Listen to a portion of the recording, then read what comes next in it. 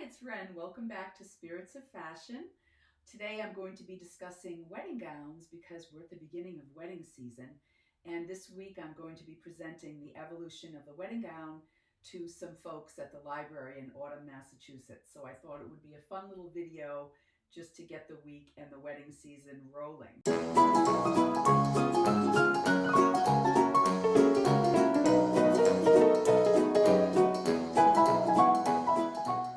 So let's jump right in and talk about wedding gowns. Please feel free to like and subscribe and ring that bell so you know when new videos come out. I'm just going to talk a little bit about the outfit I'm wearing. It's a crazy combination, but I just love doing that. This is a blouse from the early 80s that was sort of a Victorian throwback. It's a polyester, has a little bit of shoulder padding in it, but I remember this style as being big in that early period of the 80s. Also in the 70s, there was some popularity with that, the Victorian revival. This is just a long lace contemporary piece that I thought would look kind of cool over the blouse, you know, kind of giving a nod to the wedding season. But I'm wearing some crazy thrifted brown, who knows what kind of animal print with gold studs on them, just sort of for a little contrast. So call me crazy, but I just love mixing it up that way. So, okay, let's discuss wedding gowns. The few that I pulled out come from early in the 20th century and go right through until about 1970s, early 80s. So this piece is from the Edwardian period, and I'm going to come up so you can see it closer. This I can tell is Edwardian because during that time period, the silhouette was S-shaped. And so a woman would wear a corset that would thrust her breasts forward and her rear end back, which is very uncomfortable as a position for a long term, let me tell you. But that was the standard of beauty at the time.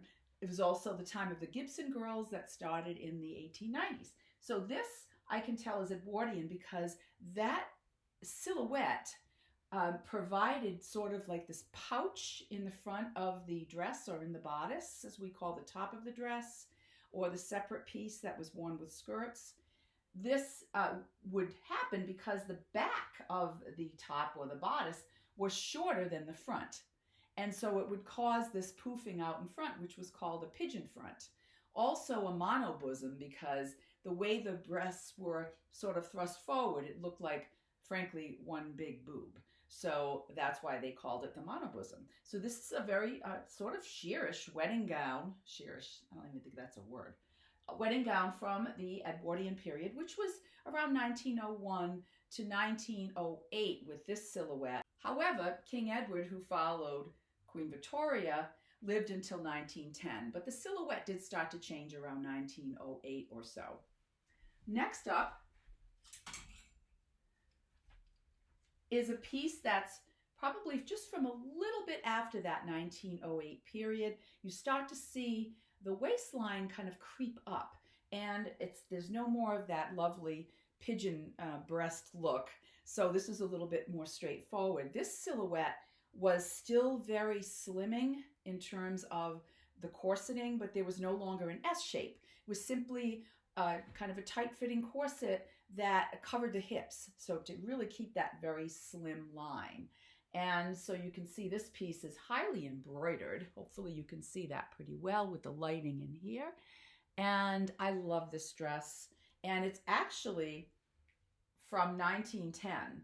And the reason I know this is because I did an event on wedding gowns at the Franklin Historical Museum several years ago in Franklin, Massachusetts, and they had a whole exhibit on wedding gowns and the pictures of the ladies who wore them right in front of the gowns. And this exact gown was there, and she was married in 1910. So I knew it was right around that 1908 and later period.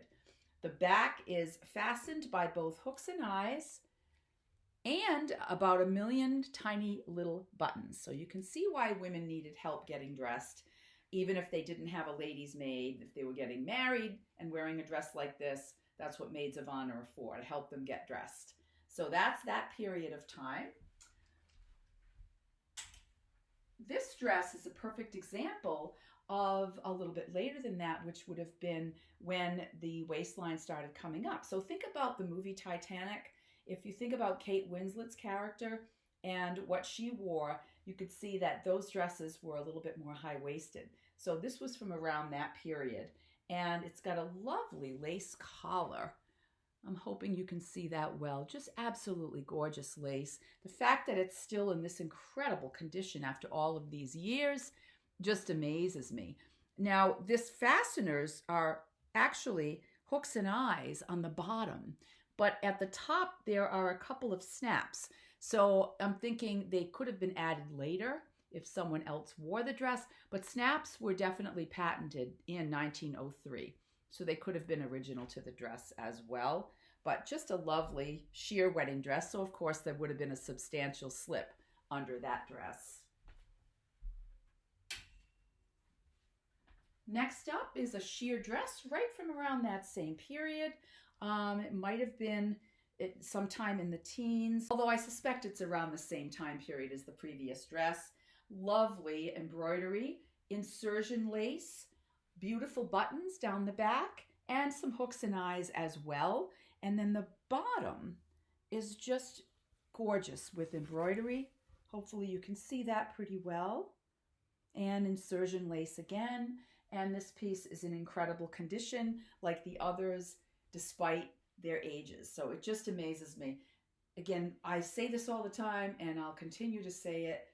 You really can't go wrong with antique and vintage fashion in terms of being able to collect it and keep it. Wearing something this old, I don't do, only because it's becoming more and more fragile with years and I want to preserve it. But the fact that it's still around and intact tells me how well it was made initially and how different it is from the fast fashion of today, which is one of the reasons I do this, because I love carrying on the stories of these older pieces. Let's fast forward to the 1940s. This dress, it could have been also 1950s, early 50s, because this sort of V shape was common then with the big wide tulle. So I would say late 40s was most likely when this dress was made or when this dress was worn. And it actually has quite a bit of lace detail on the bottom of the skirt, all the way down the skirt, and a gorgeous lace top with this modesty piece, of course, right in the back, which is satin.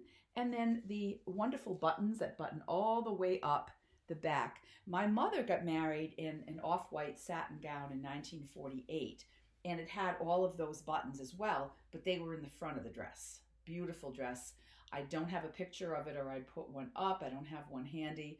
I'd love you to be able to see that dress because it does remind me of this one in the sense of the buttons were so plentiful and how long it must have taken to button all of those buttons, especially from the back. So beautiful, heavy, heavy dress in great condition, still has all the buttons on the sleeves as well. So another common feature of these 1940s dresses was this sort of point at the end of the sleeve.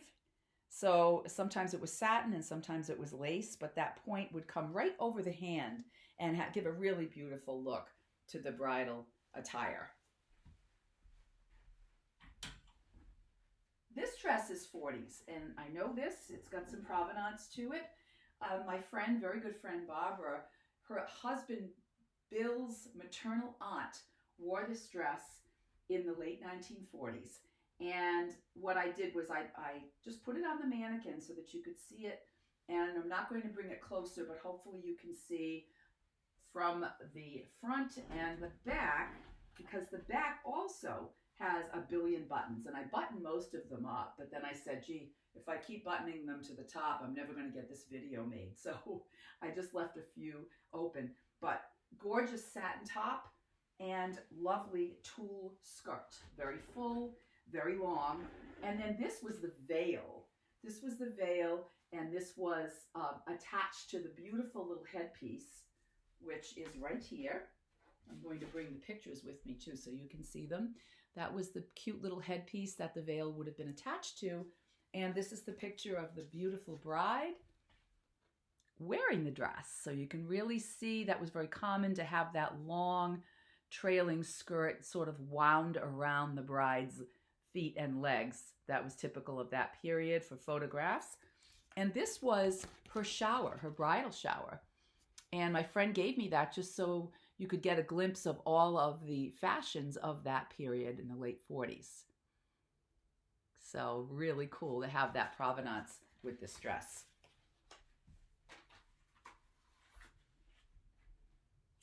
Almost done. This is a 50s dress. This is the sweetheart neckline that we're so familiar with from that era. Quite sheer, beautiful full skirt. Doesn't have the tulle. Doesn't mean there wasn't a petticoat worn with it originally, but it does not have the tulle. But it has a beautiful sweetheart neckline with a little ribbon detail here and a little ribbon detail right at the waist. And the back is simple. There's no long buttons like we used to see in the 40s. It's just a very simple dress, but with all of that gorgeous detail and gathering at the sleeves and a lovely chiffon material. So that's our 1950s piece. And last but not least, I have a dress from the late 60s, early 70s. This is cool. Again, this is sort of like what I said about my blouse. They did bring back that Victorian aesthetic in the 1970s and a little bit, like I said, in the early 80s. But my sisters both got married in the 70s, and I was bridesmaid for both of them. I wore a dress similar to this, except it was floral, almost Laura Ashley-like, but with that Victorian neckline. So this was the bridesmaid's gown. I wish I still had it. I never saved it. I wish I had. But this very pretty floral dress, similar to this look right here. And we wore big hats, picture hats, on that wedding day for my sister. And she just loved she was a history major, so she loved the history of that period as well. So that concludes my wedding gown preview. And I hope that you liked the video. Please like and subscribe if you did.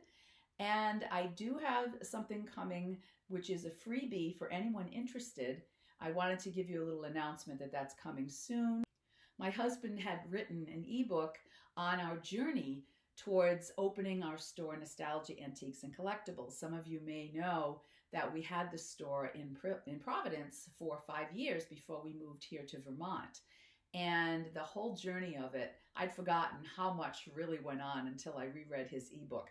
So it may be very helpful and hopefully entertaining, but very helpful to those of you who may be thinking about a business like this, whether it's buying, selling, collecting, or if you do want to have a brick and mortar. He gives some ideas on how we went about that. So that is coming in the near future, hopefully next week, and that will be free. All you have to do is go to my website, spiritsoffashion.net, which I will link in the description in my next video. And that way you can go right there and sign up for that free ebook if you think it may be fun, entertaining, and helpful. So as always, folks, thanks for watching. And remember, style never dies. Bye.